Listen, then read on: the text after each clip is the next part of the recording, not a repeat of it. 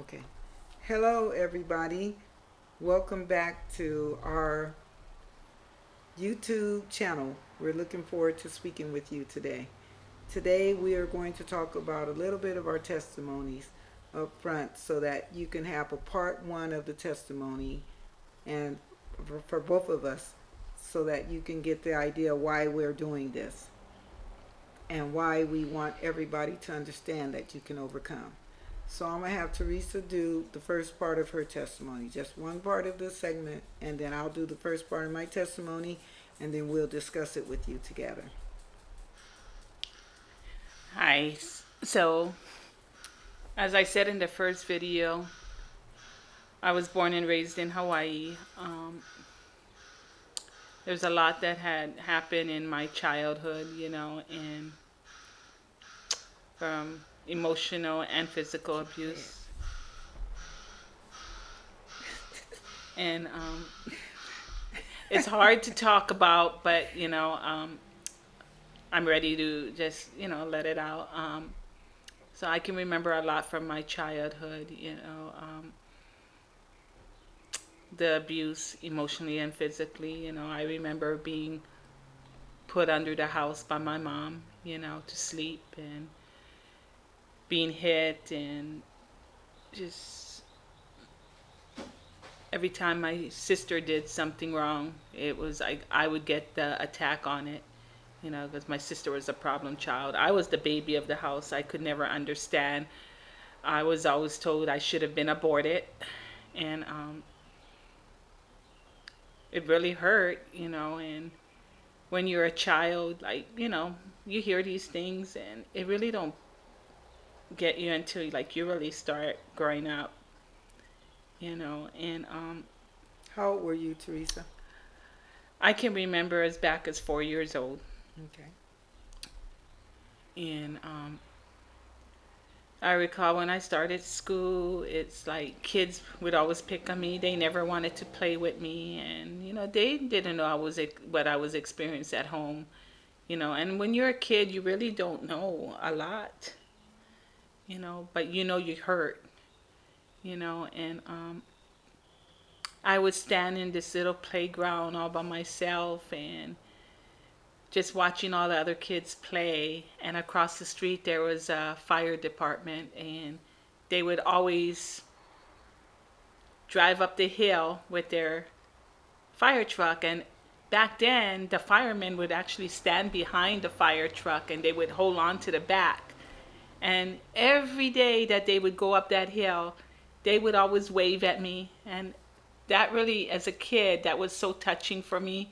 I was like, oh my gosh, the fireman at least is waving at me and saying hi to me, because none of the other kids wanted to play or even talk to me, and here I was abused at home and pretty abused at school. That's all I knew was abuse. I didn't know what that was normal. Like, what was normal, what wasn't normal. So I got older and whatnot, abuse still continued in the house. My mom and dad would always be fighting. My sister would always be causing dramas. And I mean, I can remember getting stuff flown at me, hit, and still being told I should have been aborted. I would go to school, even like junior high, high school. I had all like the popular kids and even kids just picking on me, and this is teenaging already. I had dark circles under my eye. I was called a zombie. I was called ugly. I was spit on. And I remember all these things. I mean, it gets really deep, and I don't want to get a lot into it right now, but maybe later in more of our Session two, session as two, we get into our as we get adulthood. into it. Mhm. But it was hard. It was a really hard life that I grew up in. Yes, I forgive, and you still remember, but for me, it's like as I got older, I realized that, you know, Jesus had all that happen for a reason, and it's to be able to mentor, to people that Jesus is always in your life, because I shouldn't even be here, but I'm here because Jesus wants me here. I try to commit suicide, That's and in our later part. We're but going that to will tell be you in our that later story right part now. in that story. And but just letting you know, Jesus gets you through anything, and later in the second session, you will understand more in why I love Jesus so much and why I put all my trust in him. And I'm not here telling you guys I'm perfect, because I do fail sometimes, but I always try to just go back into the right way, and the right way is Jesus. Hmm. But that's all up to a person. I can just introduce you to Jesus and tell you how much he's brought joy in my life, and that's all I can do, people. I'm here for anybody that wants to talk, and anytime. And if you want to know my testimony before we even get into sessions, I'm willing to sit down and talk to you with my testimony, because if there's any of you that really is going through a struggle with being bullying in school or whatnot, talk to me, because I'll pray with Or your you, children. or even your children. I'll pray with you and introduce you to Jesus, because when you put your heart in Jesus, it helps you so much.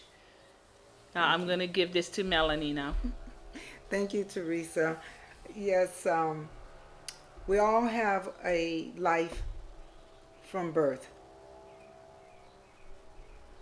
I was birthed to a family of 9 people, 9 children my mother and father had.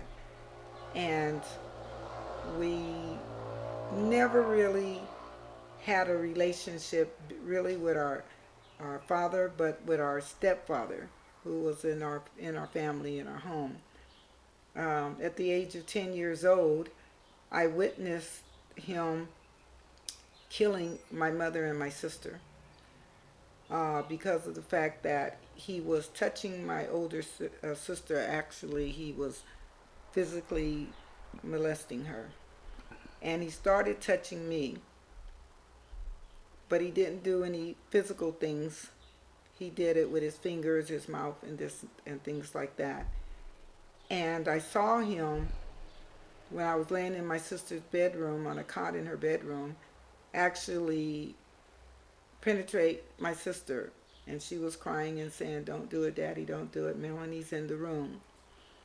And so he just told her I was asleep, and he kept on doing his thing. But the next day I told her, "Mary, I saw what Daddy was doing to you. Daddy Fred was doing to you." And she said, "Melanie, don't even worry about that." I said, "I'm going to tell Mommy." And she said, "Melanie, don't tell Mommy. She probably already knows. Don't tell her." But I did. I went and told my mom that he was doing something to my big sister. It was around Thanksgiving time. He decided to leave. My mother put him out the house and told him they had to leave. And it was, we're like, "Oh, where are we gonna have our Thanksgiving dinner? We're not gonna have the food for Thanksgiving because you're putting our stepfather out." And of course, my father showed up and he came down. My mother called my father and he came down and brought all the food for us to have Thanksgiving dinner. And he actually stayed the night with my mother. And so he left the next morning. My other brother was gone to a friend's house, my mother's friend's house, that he was spending the night over there, and the rest of us were at home. Well, he came over at early in the morning. I had gotten up early, and my mom was up, and I asked my mom to make me a turkey sandwich because I was hungry, and she was in the kitchen with me, making the turkey sandwich, and the doorbell rang, and it was my stepfather. And she said, "I'm busy right now. Fred, just what do you want?" And he said, "I need to talk to you." And she said, "I tried to talk to you last night. I didn't know it, but that night before that, she went to him to give him food for Thanksgiving, which my father had bought, and he actually hit her over the head with a gun, threatening her." and she did tell my sister that. So she didn't want to open the door, and then he pushed the door through. He came through the door. I was at the kitchen counter. She was making my sandwich. He told her to give her all the money that's in a bottle that he had put silver dollars in this bottle. He said, "Give me all the money from the bottle." She gave it to him, and then he said, "Put the knife down," and she put the knife down. He told me to get in the room, go to the room, and I was like, "No, I want to eat my sandwich." And so my mommy said, "Melanie, go, go, go to the room." And as I was walking, he took something out of his pocket and he pointed it at my grandmother. And then he shot my mother. And I was scared to death. I froze for that minute. I saw my mother's head go against the refrigerator. I froze for that minute. Then he came walking towards me. So I started running down the hallway. My sister heard the shot. She ran out of her room and ran into my mother's room and was on the phone with the police. And I ran and jumped on my older brother's head and said, "Georgia, mommy's been shot, mommy's been shot." And then I hear my sister say, "No, Daddy, no." And I turned around and looked, and he shot my sister. And that hurt. George heard the second shot, and he got up. And then he came in and told us all to get our clothes on. And we said, "No, Mommy hasn't put our clothes out for us yet." And so he put us in the car, told us to go into the car. I went past him and everybody else and tried to get out the back door. And he got me at the back door. He tried to shoot the gun, and the gun didn't go off. He told me, "Melanie," he hit it on his leg and tried to shoot it, didn't go off. So he told me to get in the car. Jumped in the car with my other siblings, and he brought us to Los Angeles, to my grandmother's house, broke into her house and put us all in there. Then he went back. He said he was going back to pick up my mother and my sister. And I'm shouting, and everybody's shouting, "They're dead, they're dead." And we really didn't know that they were dead, but we know they were shot and stuff. So we are sitting up there waiting, and finally my older brother called down to the house, and some people answered the phone. It was the police. They actually asked them where we were. I ran out and told them we were at 3662, the address, and went back in. And so the police said they'll come and pick us up. They came to pick us up. 2 hours later, it seemed like. We were so scared, in pajamas, hungry, just scared to death, don't know what was going on. And then they took us to the police station, and then they took us to the juvenile hall to feed us, and that's when they told me that my mother and sister were dead. My sister, they had said, called my name because she saw me, so I guess she called my name, and then she died. And I was like, why did I have to get that information? That is the session one of my life. A young person, 10 years old, watching the mother and sister get killed, believing that I was the culprit and the person that made it all happen, being young and not knowing better about people, works of the elderly, works of people that are older than us. I learned a lot since then. But what I did learn is I didn't know Jesus, but I knew God. And all I could do was say, "God, put my mommy on my right side and my sister on my left side when I laid down every night. I wanted them to be with me." I knew this God, and that's all that I lived on, with my mother and my sister laying next to me. But I was left with a burden of guilt, and I was always afraid to tell my family what was happening because I didn't want them to think that I caused the death of my mother and my sister. And so I kept that to myself. I want to say to you guys, pay attention to your children. Pay attention to their attitudes and certain things, because a lot of mothers have children that are raped, have children that are molested by their father or the stepfather or the boyfriend or the boy, your sons. And you need to pay attention to the signs. Because if you don't, it could end up disastrous. And if you know that this man is touching your child, but he's paying the bills, he's, you know, taking care of your children, he's taking care of you, and you need him, I want to let you know, you don't need anybody but the Lord and Savior, his Christ, himself. I had God. I didn't have Jesus at that time. I had God, and I trusted him. And I trusted that he would help me through this. But I still had the burden, the pain, and the suffering.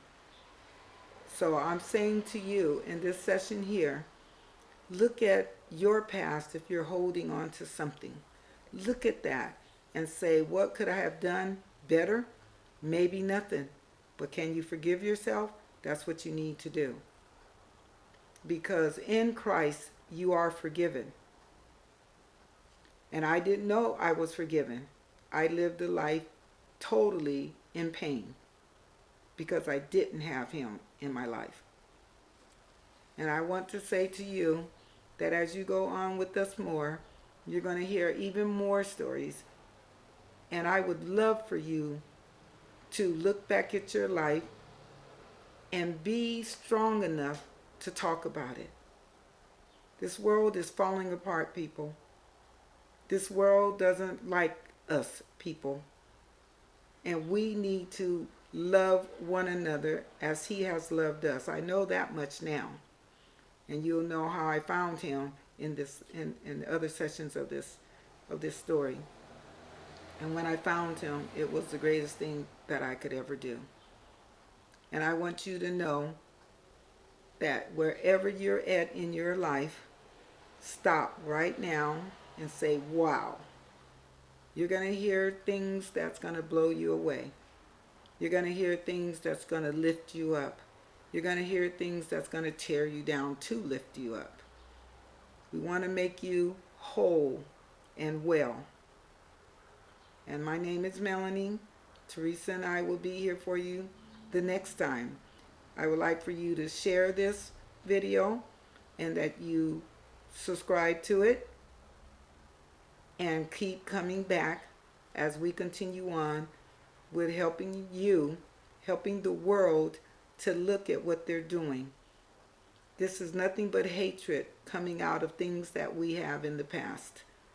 We need to leave that past in the past and come into the beginning, coming to this time. This is 2022. Why are we doing the things out here? Why are our kids always seeing murder and seeing gun shootings and seeing all these bad things? Why are they seeing this now? When what we're missing in this world is love.